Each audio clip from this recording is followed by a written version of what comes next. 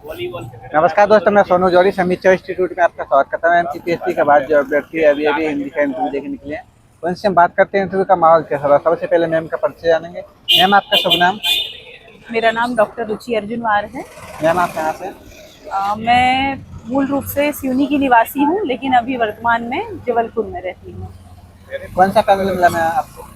Board ए था, लता Joshi madam का board. Ma'am का बोला। अंदर का माहौल कैसा था मैम? अंदर का माहौल तो बहुत ही अच्छा है, शांत माहौल है और आपको वो एकदम चिल और कूल फील कराते हैं। किसी प्रकार का कोई प्रेशर नहीं है, आप आराम से वहाँ मतलब उनका जो व्यवहार है वो मित्रवत व्यवहार है। कितने टाइम तक रहा आपका एवरेज इंटरव्यू? 13 से 14 मिनट मेरा इंटरव्यू हुआ। 13 से 14 मिनट। जैसे आप इंटरव्यू हुए तो आपको पहला क्या क्वेश्चन मिला मैम? पहला क्वेश्चन तो उन्होंने मुझसे ये पूछा कि आज आपने स्वल्पाहार में क्या लिया है। तो मैंने उनको बताया कि आज एकादशी का व्रत है, तो मैंने स्वल्पाहार में कुछ फल खाए हैं। उसके बाद मैडम ने फिर वो पंक्तियाँ दी, उसका अर्थ पूछा। फिर वो डेप से मेरी थीसिस में, मेरा पीएचडी है, तो थीसिस का जो टॉपिक है गिरीश पंकज जी के ऊपर उन्होंने पूछा, व्यंग पर पूछा।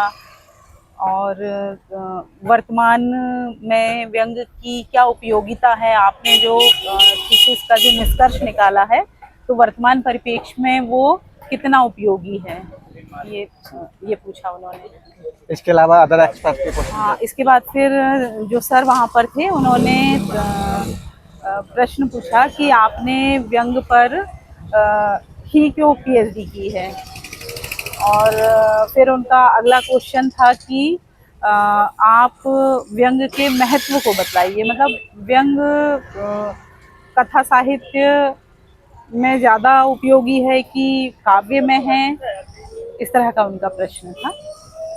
इसके अलावा मैम और क्वेश्चन? इसके अलावा जो दूसरे सदस्य थे उन्होंने मुझसे बोर्ड टीचिंग करवाई। बोर्ड टीचिंग में उन्होंने मुझे एक सेंटेंस बोलने के लिए उन्होंने एक सेंटेंस बोला और कहा कि इसको 2 रूपों में लिखकर बताएं। तो वो मैंने उसको ब्लैक बोर्ड पर लिखा, फिर उन्होंने साफ करवाया। फिर इसके बाद में तीसरे मेंबर के पास में ये हाँ, उन्होंने मुझसे प्रश्न पूछा कि व्यंग का जो स्वरूप है वो सिर्फ क्या कथा साहित्य में ही देखने को मिलता है या कविताओं में मिलता है या अन्य क्षेत्रों में मिलता है। तो मैंने उनको बताया कि सर, कविताओं में निराला जी ने जो कुकुरमुत्ता नाम की जो कविता लिखी है उसमें व्यंग्य का स्वरूप है, और गिरीश पंकज जी तो निरंतर उसमें लिख ही रहे हैं।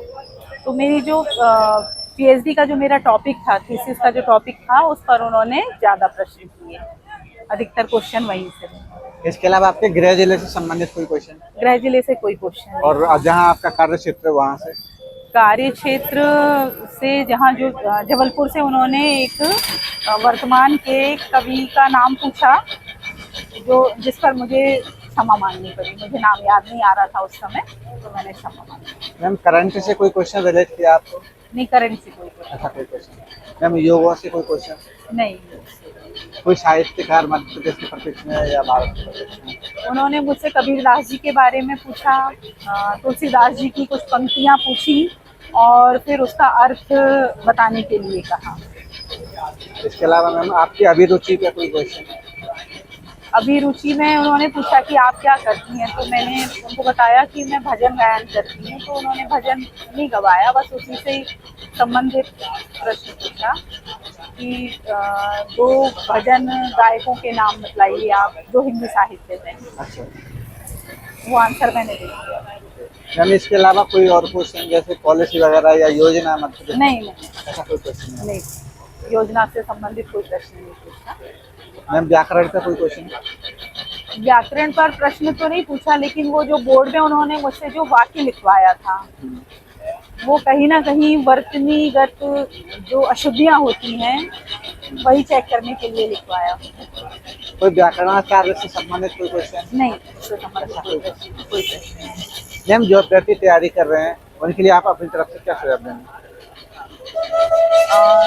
मैं साक्षात्कार में उपस्थित होने वाले अभ्यर्थियों को ये कहना चाहती हूँ कि आप किसी भी प्रकार का जो हम टेंशन लेते हैं, तनावग्रस्त रहते हैं, वो ना लें और आपने अपने डेस्क में जो कुछ भी भरा है उससे संबंधित आपसे प्रश्न पूछे जा रहे हैं। बहुत अच्छा लगा मैम आपसे बात करके, आपको बहुत बहुत शुभकामनाएं। Thank you so much ma'am.